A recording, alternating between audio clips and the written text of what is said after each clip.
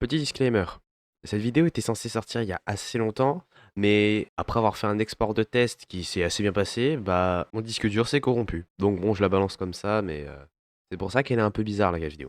Voilà. Bon visionnage.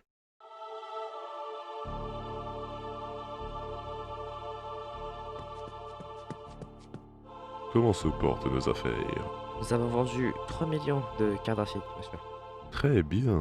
Et nos concurrents, comment se portent-ils? Je suis heureux de vous informer qu'ils ont vendu 7 millions. Quoi? Mais comment est-ce possible? Nous devons trouver une solution. C'est impossible. Ce sont les numéros 1 au niveau des cartes graphiques, haut de gamme et milieu de gamme. Eh bien, il ne nous reste qu'un moyen pour les battre.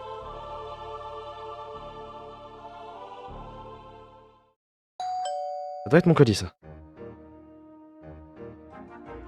Oh, let's go, j'ai ma RX 6400. J'ai trop envie de l'essayer. Allez, démarre. Oui, je veux confirmer. Oh.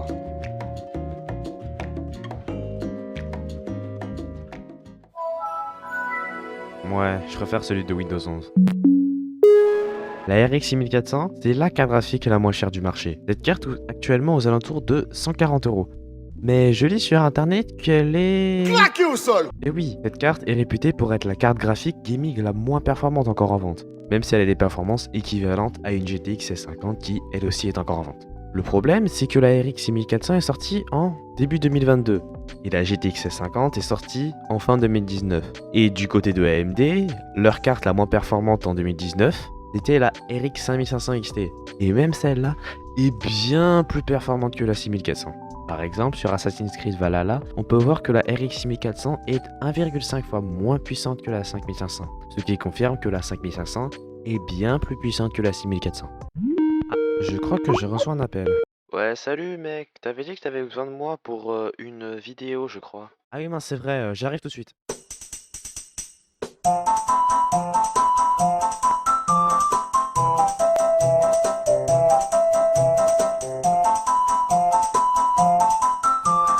Deuxième rue à droite.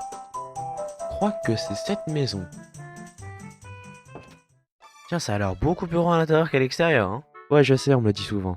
Et donc, j'ai compris que tu voulais m'interroger? Oui, par rapport au spec de la 6400.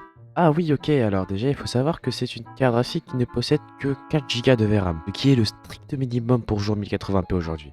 L'autre point important, c'est que cette carte ne possède pas d'encodeur vidéo, ce qui est très dérangeant lorsqu'on veut enregistrer une vidéo ou même stream. Le problème, c'est que même la Radeon Vega 8 graphique, qui n'est même pas une carte graphique, mais une partie graphique intégrée au processeur, possède un encodeur vidéo. Merci beaucoup pour toutes ces infos. Maintenant, retour au studio. Bon là, certainement vous allez me dire, après, si elle a un bon rapport qualité-prix, et c'est là que survient le second problème. Sur Cyberpunk, la 6600 a en moyenne 85 FPS, ce qui est clairement suffisant pour jouer à des jeux dans ce style. Par contre, la 6400, elle, a en moyenne, tenez-vous bien, 25 FPS, ce qui est 3 fois moins que la 6600. Donc normalement, on va se dire, la 6600 doit coûter 3 fois plus cher que la 6400, donc 420 €. Et bien contre toute attente, la 6600 coûte 220 €. Attends, donc t'es en train de me dire que la 6400 est 3 fois moins puissante qu'une 6600 et que la 6400 ne coûte pas 3 fois moins cher qu'une 6600, mais seulement 1,57 14 28 57 14 28 57 1. C'est une grosse arnaque. En vérité, c'est souvent beaucoup plus compliqué que ça, mais si on a une chose à retenir, c'est que au lieu de directement acheter une RX 6400, pour moi il vaudrait mieux attendre pour au moins une 6600 ou 6600 XT. Après, si vraiment vous êtes limité à cette carte, vous pouvez aussi vous renseigner sur le marché de l'occasion, où là vraiment pour 140 €, vous pouvez trouver des 3060, des cartes graphiques comme ça, quoi.